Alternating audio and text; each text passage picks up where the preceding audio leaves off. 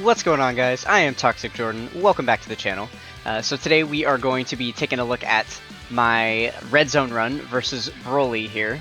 I was finally able to get a win with this team, with the Gods team here. Man, this fight is so unfair. It is ridiculous. Yeah, people all over YouTube have been talking about the RNG that is necessary to get through this fight, and I am like the epitome of an example of that because it took me so many days to get through this fight. I really would have loved to put out a video on this sooner, but yeah, RNG was just never in my favor. I have basically every single unit in the game in my account, so I have access to quite a few, you know, the powerful options that are available here. But just RNG kept screwing me over, and there were so many fights back to back where there was just nothing I could do. Mainly on like I didn't really struggle getting through the AoE phase much because it's pretty easy when you have all these stacked units and you use your double Whis on that turn that you start that fight. You're able to get through that in 2 turns pretty easily, but then you have no items left and no way to heal or anything through the entire final fight. So just being able to survive there is such a nightmare. And then things like this keep happening, where I already thought again, like, okay, great, here's another just horrible RNG run because the full power Goku got super attacked instead of the God Goku here. And so, you know, now we're already down 50% HP. The reason that that's so bad is because we have the Tech Super Gogeta here, who is one of the main key points of our strategy, because when he comes back on turn 4, the reason I rotated him off now is so he'd come back on turn 4. And when he comes back on turn 4, I want it to be above 77% HP so we can use his transformation. Because when he uses transformation, he gets access to the Scouter ability, and then we have 5 turns of knowing where all the super attacks are going to be. And that will include the AoE phase. So that's going to help us out like so much. That's the main point behind this the entire strategy of this build, is to be above 77% HP, you know, at the 4th turn. Which is why usually I had been bringing the Bulma support memory that heals you up 35% at turn 4. That way, just in case we are a little bit low, we're able to be above that 77% mark. But I actually ended up using the new GT buff support memory on this run because we have so many GT allies. I figured it would be smart to try and use that one instead. So I was already regretting my decision to not use the Bulma support memory here because we're below the 77% HP, so I thought that this run was already going to be a loss because of that. Luckily for us, we were able to get through that fight in 2 turns there, and this LR Super Saiyan 4s are actually just coming out for the first time because they were in slot 7, so they still have their guard up. So we actually have a really solid defensive rotation here against this Wrathful Broly. Because, you know, obviously Tech God Goku is going to be like the best defensive unit that we have.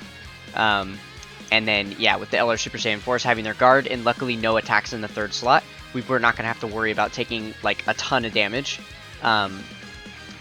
But we still are not quite above that 77% HP mark that we wanted to be at. So next turn, on turn 4, we are going to struggle here a little bit.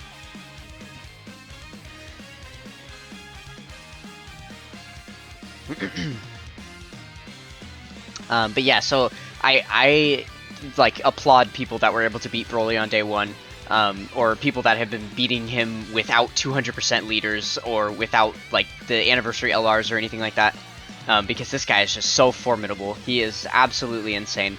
I am actually relying on 3 buffs that have released since this event has released. So like I haven't even beat him with pre-red zone, like with a pre-red zone build, which is crazy. So the 3 buffs are obviously the Tech Full Power Super Saiyan 4 Goku's Easy A, the AGL Super Saiyan 4 Goku's Easy A, that LR Easy A. Oh yeah, and we took a super attack there for 100k as well on the LR Gods, which again wasn't enough for us to like do any real damage, but it certainly means we're not going to be at that 77% HP mark that we need to be at here. And then the 3rd buff is obviously the support memory that I got from finishing the GT side of the red zone. So using relying on all 3 of those buffs in order to get through this stage of BROLY here. So yeah, pretty crazy. But yeah, so as you can see here, our health is already looking pretty pathetically low. We're able to get a little bit of passive healing here, which is nice. So we're not like in danger of dying or anything, especially because he's only got a bar of HP left. And, you know, we have the gods that are about to attack here, and it's the friend unit gods too, so they're going to hit pretty hard here because they're rainbowed. So yeah, we definitely weren't going to have to worry about dying or anything, but it just sucked having the Gogeta there and then not being able to activate his transformation, because now here we are going into the STR phase, the AoE phase, the big hitter phase that we really wanted to have that Scouter active for, and we don't have it. So now, not only do I not know like where he's gonna launch the AoE super, I don't know if he's gonna launch an AoE super, and that's a huge thing because sometimes on the first turn of this Broly fight, he doesn't even launch his AoE super, and if I had that information, that'd be really important because I wouldn't have to waste my double Whis right here. I'd be able to hang on to these items so that I could elongate the amount of turns we're able to use an item for. But I'm going in blind, so I have to use the items, because there's no way. If he does AoE somewhere in here, then I'm obviously going to need the item in order to tank it. So I figured with having the physical unit on rotation, and not knowing if he was going to AoE super before they get a chance to do some defense raises for the turn, then I figured it was smartest to double Whis here, especially because of how low our HP is starting out. So yeah, we do end up popping our double Whis. So now we are going to be itemless after these next 2 turns, which is, again, a super nerve-wracking thing. Obviously, I had the option to transform with both of the Anniversary LRs here, but I don't want to do that yet, especially because, you know, so they can keep stacking their defense, so they can just tank a little better during the final phase. And we don't really want to transform them until it's time to use their active skills. And I definitely don't want to waste their active skills on this phase. So yeah, another big bonus for this fight. We're actually doing a ton of damage to Broly here on this turn, which is super good. But another big bonus for this fight is having the LR AGL Super Saiyan 4 Goku. His active skill, after he EZAs, his active skill does so much damage, and even just his super attack is going to do a lot of damage to this Broly. So having him available to be able to use his active skill during this phase just ensures that we're not going to be around in this fight for long.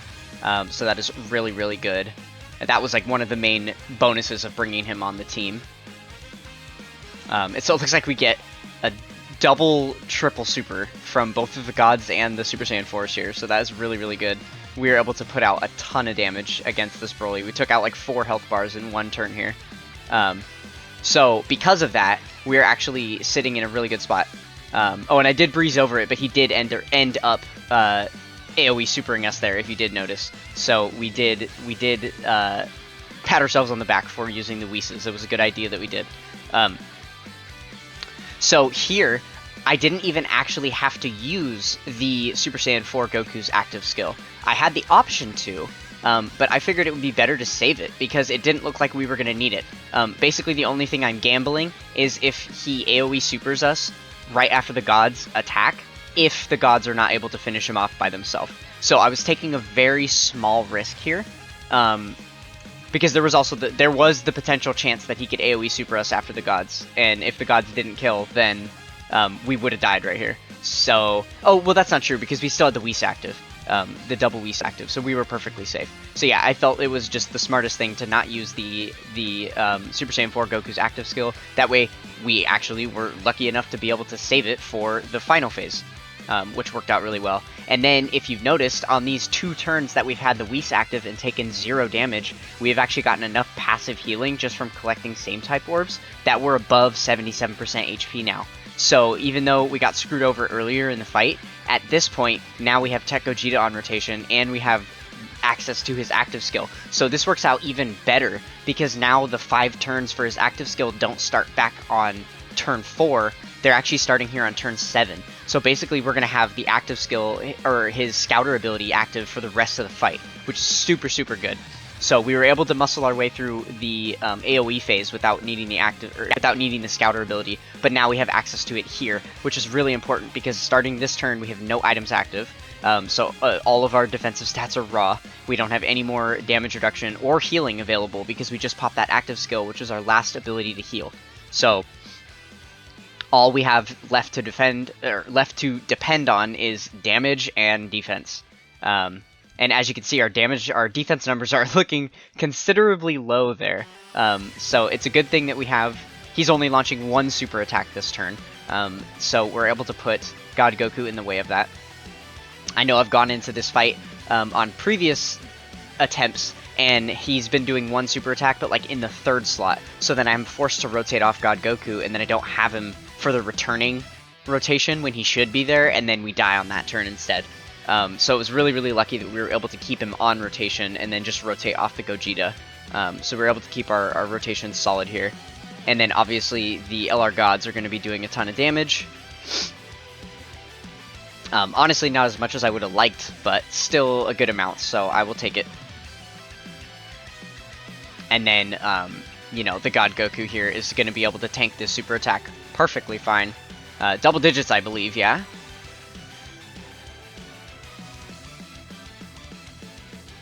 Yeah, double digits. Almost single digits, my goodness. Yeah, so he is definitely our ace in the hole defensively on this final fight here. And then, yeah, you can see the Tech Gogeta here. They're pretty good, and, you know, we definitely are relying on them heavily for that Scouter ability, but look at this. Even after super attacking with type advantage, they're still getting clapped.